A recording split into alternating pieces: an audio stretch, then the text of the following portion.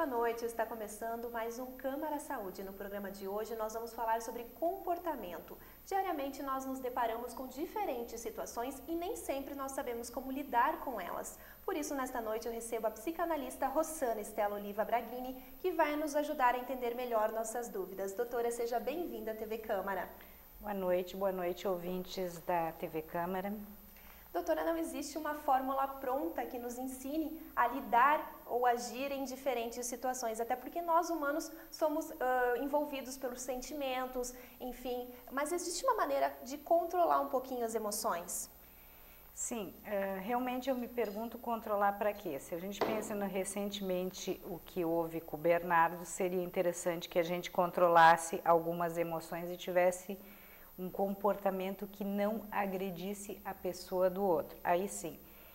Mas o que eu vejo também é o contraponto, assim, que a gente quer e busca, enquanto ser humano, vários nortes para seguir a nossa vida,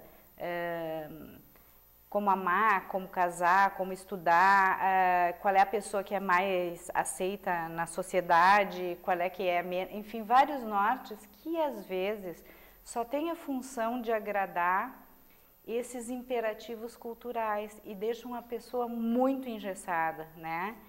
Então, eu me perguntaria controlar o que e para quê, antes de qualquer coisa. Doutora, a gente tem vários assuntos que vão ser discutidos ao longo do programa e o primeiro deles é com relação à timidez. A gente vive numa sociedade bastante competitiva, enfim, onde as pessoas tímidas elas sofrem bastante. Como melhorar um pouquinho então o nosso relacionamento? Sim, tu tem razão. A timidez é um exemplo típico, assim, sabe? Porque a pessoa pode ter um estilo, por exemplo, mais quieto, né? Mais tímido e não sofrer com isso. Acho que não é problema e ela tem que conseguir sustentar o seu estilo. Afinal, ninguém diz que o estilo mais legal é aquele que chega, cheguei, sabe? Sempre. Então, mas tu fala numa coisa aí na pauta que é que achei interessante, que é a pessoa sofre. Aí sim. Se a pessoa está em sofrimento, aí ela pode estar sofrendo, por exemplo, de uma inibição que ela não gostaria de ser assim. Que ela não gostaria de ser assim, ou seja, para agradar os outros. Bom, aí teria uma análise que entrar em curso para ver por que ela não quer ser assim. Ou porque ela quer fazer uma outra coisa, tipo, quero ser bailarina e a minha timidez me atrapalha. Aí sim eu acho que teria que ver o que faz essa inibição. E cada caso é muito singular, sabe? Não tem uma receita que diga assim, bom, para a timidez, isso, a gente tem que ver sempre a história daquela pessoa, a história familiar, junto com a conjunção atual da cultura. O que está provocando esse sintoma nela? Porque é um sintoma. Se ela está em sofrimento, é um sintoma, uma inibição, enfim. E aí poder desatar os nós para que ela possa usufruir um pouco melhor do mundo sem sentir essa ameaça que provavelmente ela sente, esse medo, essa ameaça, porque o que é ruim é esse medo e essa ameaça, entende? Doutora, de repente uma alternativa seria buscar novos desafios, por exemplo, se a pessoa ela é muito tímida, quem sabe até participar de algum curso de teatro para melhorar um pouquinho o relacionamento com as pessoas, enfim, como reduzir um pouquinho essa timidez, que a gente sabe que tem muitos casos que é complicado, a pessoa ela fica isolada, né, do meio social. Pois é, de novo assim, ó, eu penso que essas coisas como teatro, enfim, elas podem todas ajudar, mas se a pessoa tem uma verdade, ela é interna, que ela não acessou frente a isso, por exemplo, quero te dizer o que seria uma verdade interna. Se eu falar, por exemplo, se eu falar em público, eu corro o risco de perder minha identidade e eu não quero perder essa identidade. E isso não é claro para a pessoa, ela pode entrar no balé, no teatro, e isso, ela sempre vai sofrer a mais que precisava. Mas tem um outro ponto que eu queria te dizer.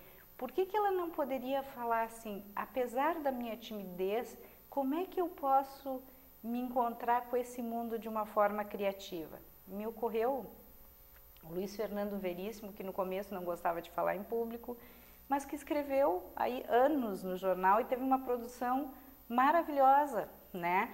Ele é um tímido, mas ele é um tímido que, ok, que ele encontrou a fórmula dele. Eu acho mais importante isso, que a pessoa encontre uma fórmula sua de como conviver com o mundo que fique bem para ela. E que se isso não ficar bem, ela que vai se analisar e ver o que é que ela pode desatar aí para conseguir o que ela quer, não o que os outros acham que ela deveria querer, entende? Que eu acho que é uma diferença. Doutora, também está na nossa pauta de discussão hoje a questão da negatividade. Como reagir isso em sociedade? A gente sabe que diariamente nós nos deparamos então com pessoas que sempre veem o lado negativo das coisas. Como que a gente pode evitar para não ser contagiado por isso? Eu duvido que a gente não seja contagiado por isso, entende? Se tu convive com uma pessoa que só sabe ver o lado ruim das coisas a todo momento, sim. Eu duvido que a gente consiga ser indiferente a essa situação. Acho que tem um efeito e que o efeito não necessariamente é bom, mas poderia ser pensado algumas coisas. A pessoa negativa, já começo assim de cara, a pessoa negativa, isso é talvez é o sintoma. Uma pessoa negativa todo o tempo é o sintoma. É o sintoma de que alguma coisa não está bem com ela, né? O que eu acho que é o atrapalho com a pessoa negativa? É que a pessoa negativa, ela provoca uma culpa no outro. Ela provoca uma sensação no outro que o outro teria que responder sempre para ela como a beleza quer, senão ela está mal. E como a nossa cultura pensa que a gente vai conseguir ser melhor aceito se eu for bonzinho, agradando, então a gente está sempre dando comida a esse sintoma dessa pessoa, entende? Porque senão a gente não somos bons cristãos, digamos assim. Então fica um ciclo vicioso aí muito complicado de romper. Para romper, talvez uma ideia seria pensar assim, que essa pessoa que é negativa, ela parte do princípio que para ela, diferente de todos nós outros mortais, que temos que acordar cedo, que não precisamos reclamar se temos que acordar às 6 horas, às 7 ou antes, ela acha que ela está no mundo só para ter coisas boas. Então, quando vem uma coisa ruim, uma questão assim, bom, tem que acordar todos os dias às 6 horas da manhã para estar no TV Câmara, por exemplo, tá? Ah, podia acordar às 7, seria melhor. Podia acordar às 7, mas tem que acordar às 6. O que a gente faz? A gente levanta e pronto, e vem, né? Aqui ela começa a se queixar, entende? Já começa aquele dia de forma negativa e se estende até o final. Sim, porque com a beleza isto não poderia acontecer, entende? E aí junta de novo com o outro que está ouvindo, que acha que tem que agradar ela. E se esse outro conseguisse pensar que ele não precisa agradar, mas que com isso ele vai sofrer também uma quebra da sua identidade, que é de agradar os outros, e conseguir sustentar isso, eu acho que está rompido o círculo. Então, uma alternativa para tentar acabar um pouquinho com a negatividade do colega, por exemplo, é não alimentar isso, então. Não alimentar, realmente não alimentar isso. Realmente não alimentar isso. E, por exemplo, a pessoa que está nos assistindo agora e que se considera, digamos assim, um pouco negativa, é importante que ela saiba que tudo tem um lado positivo, ou seja, a gente sempre pode tirar um aprendizado de alguma coisa, de uma situação diferente. Mas ela não quer isso, porque ela tem um ganho com isso fenomenal. O ganho fenomenal com isso é manipulação dos outros e se achar especial. E como nós podemos auxiliar então essas pessoas para mudar um pouquinho esse comportamento, ver um pouquinho mais a vida, como ela é tão bonita? Eu não sei se a gente pode fazer isso, se a gente tem esse poder. Principalmente porque se eu quero uma coisa, bom, é diferente, aí eu vou procurar os meios para realizar. Essa pessoa, ela tem um poder, que a gente pode chamar o poder dos fracos, dos negativos, que faz ela repetir também esse tipo quando ela está sendo negativa, tem uma outra parte que está dizendo assim, Porque eu não deveria estar, eu, beleza especial, não deveria estar passando por tudo isso. E se eu não estou bem, a culpa é tua. Entende? Então, ela se diz, a culpa do colega, ou do mundo, enfim, de qualquer outro que estiver por ali, menos dela. Então, ela se desresponsabiliza. Esse é o ganho. Me desresponsabilizo e manipulo o ambiente. Porque se eu quisesse sair disso, eu vou procurar no mundo, porque tem alternativas para sair disso. Eu vou me analisar, eu vou vou ver o que eu tenho, eu vou num psiquiatra, eu vou num psicanalista, eu vou, sei lá, entende? Eu vou procurar sair disso. Se eu não procuro sair disso, é porque algo me mantém muito satisfeito nessa posição, embora eu esteja reclamando. E o nosso assunto, então, agora é decepção. Nem sempre, doutora, as coisas saem como a gente planeja, né? Então, como lidar com uma decepção, por exemplo, no caso da profissão, o desemprego? É uma situação bastante complicada, como que a gente deve agir nesses casos? Sim, o desemprego não penso que tenha um viés tão fácil de ser pensado, porque envolve economia, envolve política, envolve a forma que nós resolvemos estar no mundo, que é talvez usufruindo tudo e nos responsabilizando por pouco, né? Então o desemprego tem várias vias, mas eu pensaria numa questão, assim, de novo, a gente vive numa sociedade atualmente que está sofrendo transformações muito profundas e muito radicais a todo momento. Eu sei que a gente gostaria de ter uma resposta pronta, só que essa resposta pronta, a gente pode pensar, ela seria uma para todos, tá? E já nós não somos iguais, então ela não pode ser uma para todos, porque senão ela mata meia dúzia, um só vai ficar feliz com essa resposta. Então essa resposta não existe. Apesar da gente gostar, ela não existe. Então, assim, ó, o que poderia ser feito? Bom, primeiro de tudo, eu tenho que pensar no meu desejo. O que é? Eu quero tocar violão, quero ser apresentadora de TV, quero ser bailarina, enfim, quero ser... O que eu quero fazer? E depois, eu tenho que pensar em formas criativas de como realizar esse meu desejo e me responsabilizar por ele e me encarregar dele, porque isso tem um custo. É que eu estava começando a falar, é que justamente até os anos 60, eu acho que a gente pode dizer, e lá nos anos 60 começou a quebrar, mas de lá para trás, o que acontecia? Tu saía da faculdade, por exemplo, tinha um emprego certo, ou se o teu pai, mais para trás ainda na Idade Média, se teu pai era ferreiro tu seria. Então a gente não tinha a angústia dessa múltipla escolha que a gente tem hoje, que a gente fica perdido, angustiado, porque ao escolher uma tem que renunciar a todas as outras, e a gente não sabe qual é que é o melhor. Então qual é o único jeito, me parece que tem, da gente poder se localizar. Se localizar é pelo desejo pessoal e se encarregar realmente do trabalho que aquilo vai dar para eu conseguir aquilo que eu quero, entende? Aí eu tenho a impressão que essa questão do desemprego, ela vai ficar muito para trás e vai surgir outras questões que vão propiciar estar no mundo de uma forma mais satisfatória para mim, né? O ideal será abrir os horizontes, ou seja, ver que aquela solução ali que se encerrou, aquele emprego, aquela etapa que terminou, é uma etapa, que outras virão aí pela frente e o interessante é buscar. Não, e já começando assim, quem disse que o melhor de tudo é ter um emprego standard?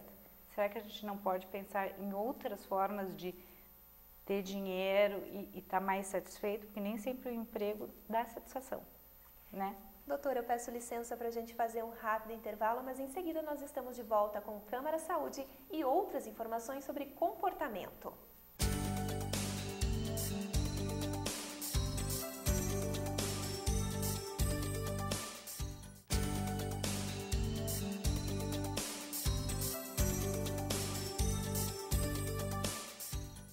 Estamos de volta com o Câmara Saúde, que hoje dá dicas de comportamento para diferentes situações. Por isso, nesta noite eu converso com a psicanalista Rossana Estela Oliva Braghini. Doutora, no bloco anterior nós conversávamos a respeito das decepções. A gente falou sobre a questão do desemprego, mas uma outra decepção muito grande que atinge as pessoas é a questão amorosa. Como lidar, por exemplo, com a decepção amorosa, com a traição? É difícil.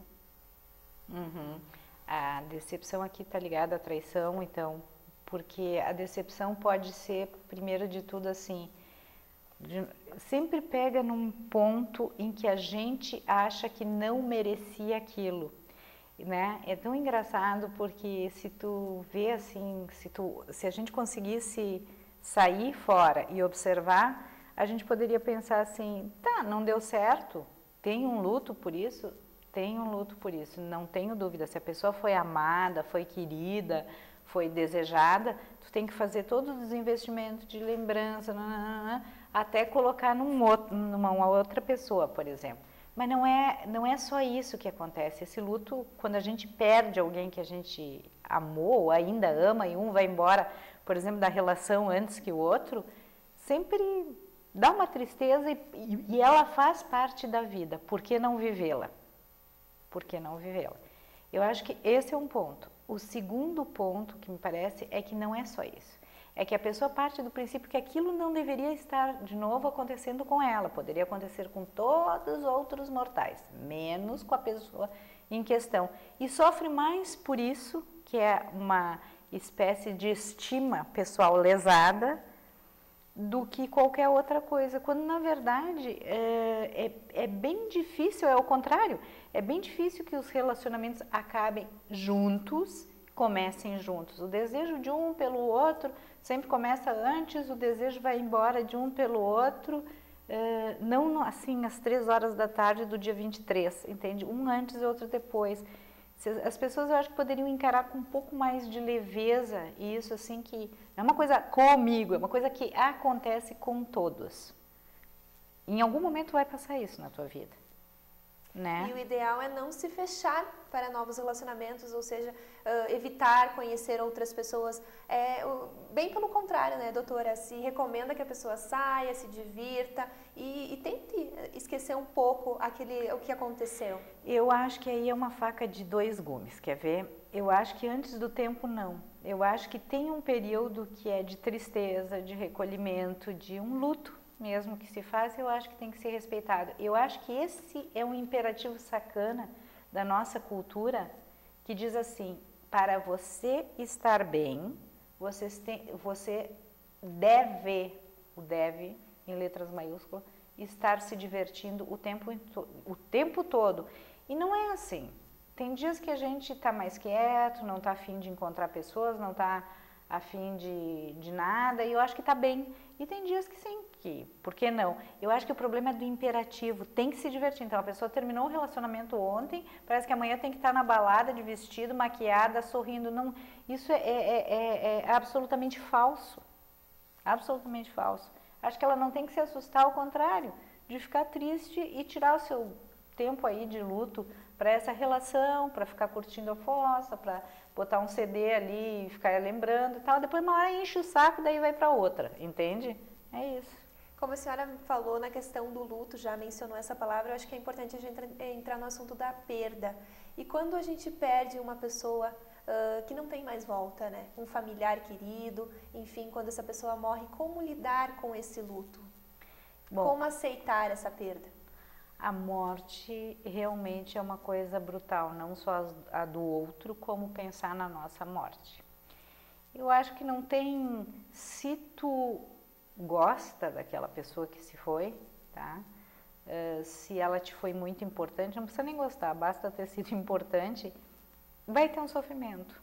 Vai ter um sofrimento porque tu nunca mais vai ver aquela pessoa. A não ser que tu for espírita, enfim, pensar que tu vai encontrar na outra vida, tem outros, enfim, recursos para lidar com essa dor, né? Mas eu te diria assim, de novo, por que a gente tem que ficar, por que a gente deveria ficar feliz quando alguém morreu? Não deveria, né? Bom, ok. A morte é uma coisa traumática para nós, sempre foi, para nós ocidentais, sempre foi, e sempre particularidades, deixa eu só fazer um adendo aqui, particularidades de perda amorosa, de luto, de desemprego, de timidez, a gente só pode pensar, sinceramente, via consultório, porque cada pessoa tem uma história singular e um conjunto de ideias que ela fez sobre a morte, sobre o amor, que é só daquela pessoa. Então, o que eu estou falando aqui é mais no geral, né?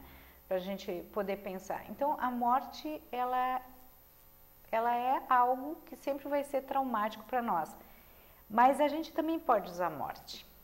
A morte seria o lado bom da morte. Eu também não gostaria de morrer, eu só quero dizer isso. Eu acho que é um saco sempre pensar nisso. Mas, enfim, o lado bom disso é pensar assim, já que eu não posso fazer nada e eu vou morrer um dia, como neste período de tempo que eu ficar aqui, eu posso ter uma vida significativa por ela mesma, uma vida rica para mim, uma vida rica que eu quero ter. Aí eu acho que a gente capitaliza essa dor da morte. E como a gente falou aí no caso da perda de um familiar ou de um amigo, é importante se viver realmente esse luto, chorar, desabafar. Como que a gente pode reagir da melhor forma, até para evitar uma possível depressão, né, doutora? Eu acho que isso seria simples, assim, mas é que não é simples porque tem muitos sentimentos envolvidos pela pessoa que se foi. Por exemplo, uma pessoa que se vai odiada, por exemplo, ela pode causar alguns transtornos para a pessoa que fica, entende? E aí cada caso é um caso, né? Mas eu acho que sim, eu acho que a resposta é simples, sim, tem que viver essa dor, sim, tem que viver esse luto. Agora, talvez o que tu possa apontar é que tem gente que faz uso disso, aí já é outro caso. Por exemplo, tu encontra pessoas que 10 anos depois não enterraram a pessoa ainda, entende?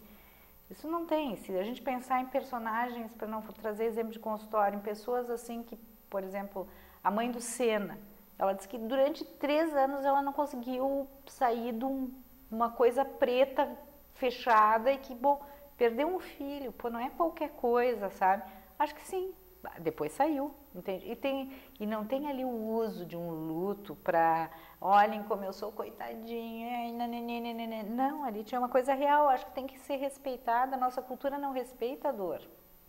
E agora falando sobre preconceito, doutora. A gente vive numa sociedade aí muito ligada a valores, a questões pré-determinadas. Como tratar o diferente, como viver com as pessoas da melhor maneira? Bom, eu acho que a gente não vive mais numa sociedade tão pré-determinada como nós já vivemos.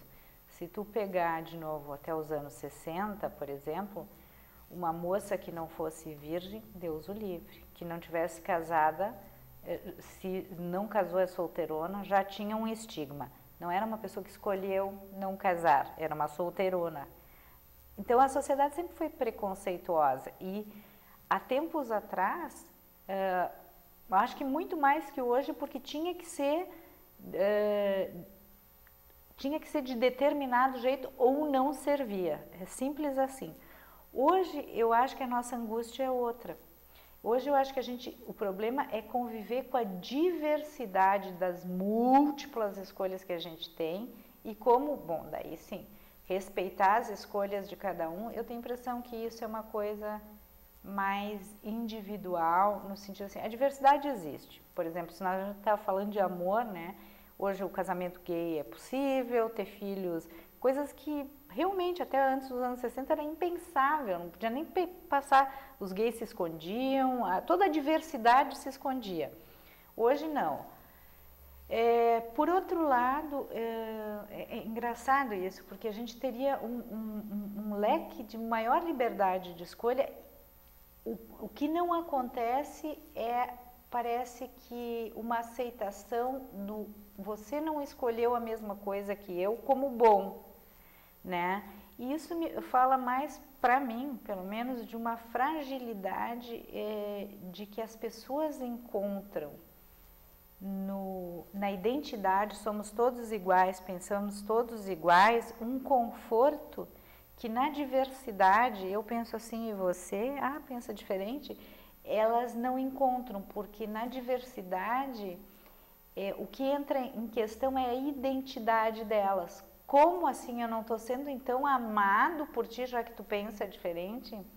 Não, ou não estou sendo aceito, entende? Então as pessoas, eu acho que às vezes andam em blocos, diferente de tu encontrar a tua turma, teus pares, né, para trocar, né? Por exemplo, claro que eu adoro, por exemplo, a conversa com um psicanalista, porque a gente se entende mais fácil, falo de uma coisa, eles já entendem, nananana, mas isso não significa que a diversidade, por exemplo, tá aqui falando contigo ou falar com outras pessoas não seja rica também, entende? Só talvez o que eu digo não vai ser tão bem aceito e digerido como com os meus pares. Isso é do ser humano, mas tem gente que evita, assim, e entende radicalmente, assim, não é como eu, não serve. Exemplo, Ku Klux Klan, é negro, bala, entende? Estados Unidos.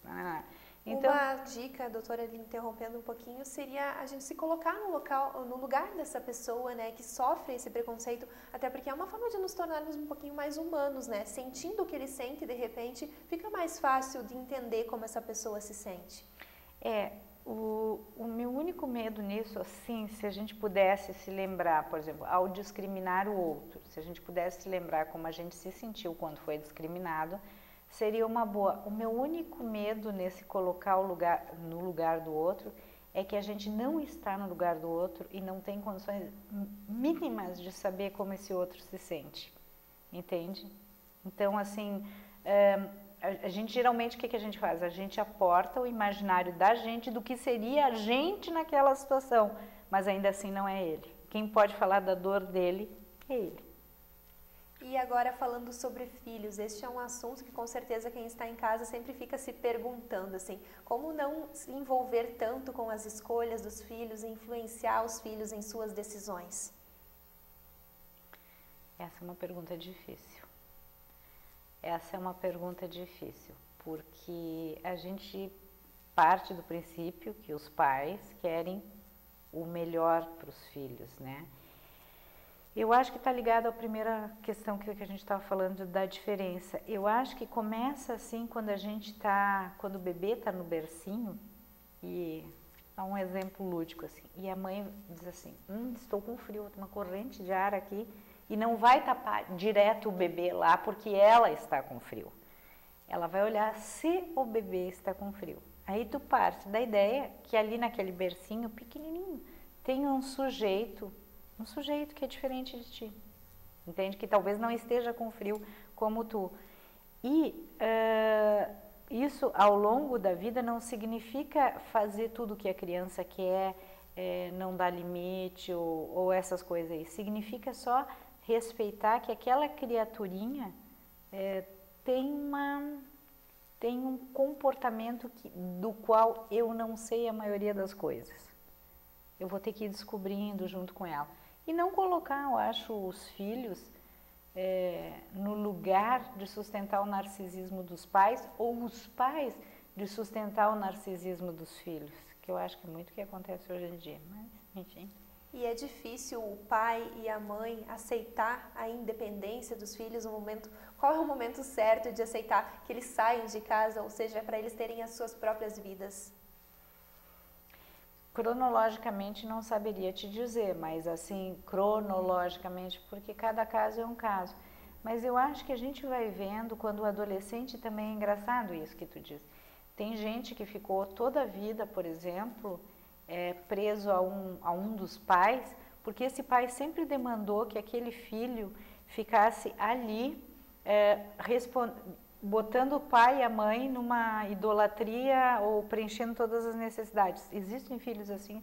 Sim, existem. Presos que ficaram toda a vida assim. E no momento da separação, assim como hoje, parece que a gente assiste um pouco a inversão. Parece que os pais são meio escravos dos filhos. Diga o que você deseja e eu logo estarei aqui para satisfazer. É uma infantolatria, né, digamos assim. Então, eu acho que nenhuma dessas posições elas são boas, sabe? Eu acho que o que é bom a gente saber que o filho, ele vai mostrar pra gente, se a gente quiser ouvir, né, que ele está querendo sair dessa roda familiar. E se a gente autoriza que sim, que ele possa sair, não é sem dor, ok? Né? Ele vai saindo e a gente só vai dando sustentação para essa saída.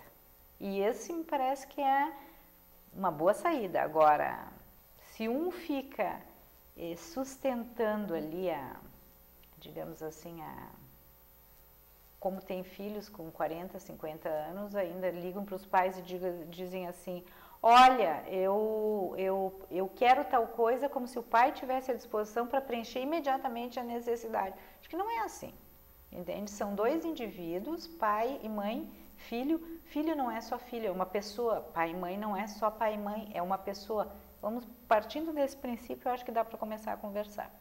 Doutora, infelizmente o nosso tempo está chegando ao fim, mas antes de encerrar eu queria fazer uma última pergunta. O futuro.